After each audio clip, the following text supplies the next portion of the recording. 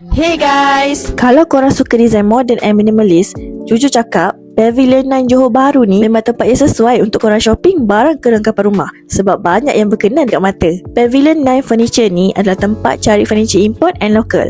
Design dia kemas, clean and nampak mahal. Bila Kak Jamal masuk je dekat showroom ni, terus boleh imagine macam mana nak dekor rumah sendiri nanti. Ruang tamu, bilik tidur, ruang makan, semua lengkap lah. And then ada certain furniture yang korang boleh custom size and colour ikut ruang rumah korang. Tak perlu risau besar, kecil, tak ngam ataupun lain warna. Yang lagi best, dekat sini langsir pun boleh terus order tau. Sekali datang, banyak benda korang boleh settlekan. Showroom dia pula ada 2 tingkat. Ruangnya luas, selesa, senang nak jalan, senang nak tengok detail satu-satu. Untuk penghantaran pula, boleh hantar sekitar Johor dan Singapore. Untuk Singapore, free delivery tau. Untuk bayaran pula, fleksibel. Korang boleh buat installment guna kad kredit. Lebih senang lah nak plan bajet. Sekarang, Pavilion 9 Furniture tengah ada special list tau. Korang kena datang tengok sendiri, barulah boleh nego-nego. So, kalau korang tengah plan nak cantikkan rumah, terus je datang ke Pavilion 9 Furniture di Taman Sri Tebrau, Johor Bahru. Jangan lupa datang, sebab adik dah Kak Jamal approve.